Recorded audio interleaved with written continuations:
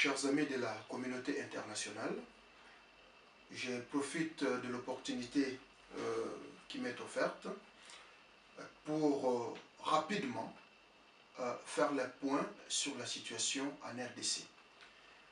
C'est vrai que nous avons constaté ces derniers temps un vague mouvement de tractation, de visites ça et là, ce qui n'est pas mal, de politiques ou politiciens congolais dans tel ou tel autre bureau.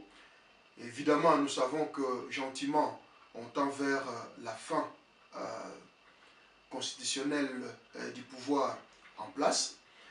Et effectivement, dans pareil cas, il y a plusieurs manœuvres qui s'opèrent, évidemment, pour soit asseoir la continuité, ou soit, évidemment, venir avec la rupture.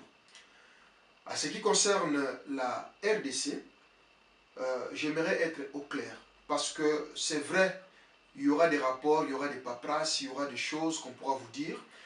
Je voudrais lancer cet appel et ces messages particulièrement à la communauté internationale, c'est-à-dire dire tout haut ce qu'il y a au Congo démocratique. Le Congo démocratique aujourd'hui souffre de deux grands problèmes majeurs. Suivez-moi bien. Ces deux grands problèmes majeurs qui doivent à tout prix trouver des solutions dans un laps de temps se présentent comme suit. D'une part, nous avons les problèmes de l'inclusivité de la croissance économique, la chanson qu'on nous chante aujourd'hui par le gouvernement congolais, c'est-à-dire la croissance bientôt qui va atteindre 2 chiffres, mais aux côtés de cette croissance, il y a un problème de l'inclusivité de cette croissance, allais-je dire. Donc, d'un volet, nous avons un problème, je dirais, socio-économique, c'est-à-dire comment gérer cette croissance s'il y en a, je dis bien s'il y en a, parce que jusqu'à ce jour, nous autres, nous mettons cette croissance en doute. Nous disons soit les données sont fauchées, soit à quelque part nous sommes dans un pays à des indices à 2 vitesses. Ça, c'est un autre débat parce que nous l'avons plusieurs fois dit et plusieurs fois dénoncé, et eux-mêmes l'ont reconnu aussi. L'autre axe, nous sommes devant un problème, le Congo est devant un problème, je dirais, juridico-politique, qui est assis clairement sur un seul mot, une seule, je dirais, terminologie, c'est la méfiance. Le Congo aujourd'hui vit une méfiance totale, c'est-à-dire personne ne fait confiance à personne. Les institutions ne font pas confiance, disons, n'ont pas confiance déjà en elles-mêmes. Les politiques n'ont pas confiance aux institutions. La population n'a pas confiance ni aux institutions en place, ni, je dirais même, aux institutions d'appui à la démocratie. Pour parler clairement ici, parmi ces institutions, il s'agit de la CENI, qui n'aspire pas confiance, alors que c'est l'organe ou l'institution censée mettre tout le monde d'accord pour finir finalement avec ces tractations, cette polémique, ce suspense, parce qu'il s'agira bien là, je dirais, des élections, si celles-là auront lieu. Au moment où nous parlons, la méfiance a pris les devants et personne n'ose le dire. Je me permets, je prends le risque de vous le dire ouvertement, les problèmes qu'il y a. Malgré toute la gesticulation, la bonne volonté, les gestes qui seront faits de part et d'autre, évidemment, nous finirons par ces problèmes de confiance. Or, sans confiance, nous ne pouvons rien faire.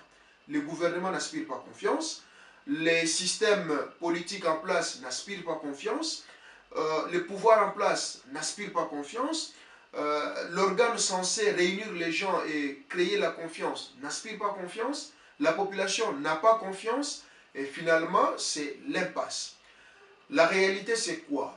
Sans pour autant rester sur la problématique, moi je crois que nous devons voir la solution, les problèmes en face. Le Congo, pour qu'il puisse vivre sa paix et réussir son école d'apprentissage de la démocratie.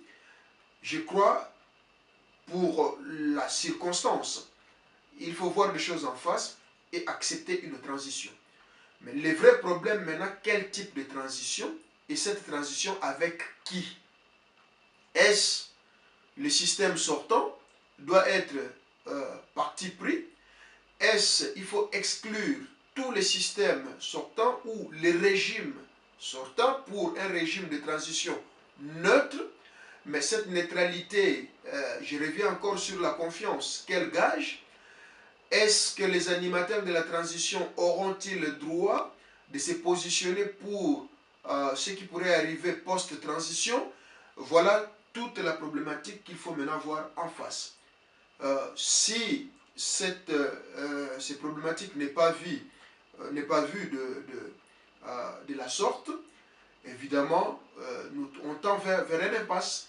Et ça, malheureusement, nos politiciens, nos militants n'ont pas le courage de le dire tout haut. Et je le dis clairement, voilà les problèmes qu'a la RDC aujourd'hui. Malgré les efforts, les appuis, nous comprenons bien, de la communauté internationale qui tente à rassurer de part et d'autre, à causer, à promettre de sorte à avoir une transition apaisée ou une fin de législature apaisée ou un début de législature future apaisée, eh bien, je pense que nous devons voir les problèmes en face. Parce que je ne vois pas une opposition responsable ou un homme politique responsable aujourd'hui faire confiance au système actuel, tant dans l'organisation des élections que déjà dans leurs intentions. Donc, tous ces éléments, pour moi, posent problème.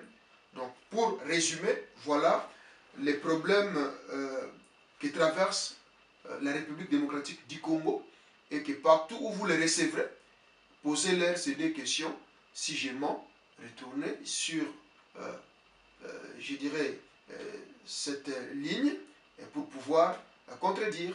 Donc la réalité est celle-là, qu'on ne vous dise pas autre chose. Donc nous sommes devant un problème d'une part socio-économique et de l'autre côté juridico-politique manifesté par une certaine méfiance et de l'autre côté manifesté par, je dirais, une pauvreté croissante face à une croissance entre guillemets croissante.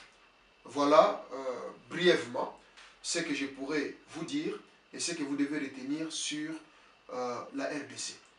Je ne vous prendrai pas trop de temps. Sincèrement, je vous dis merci.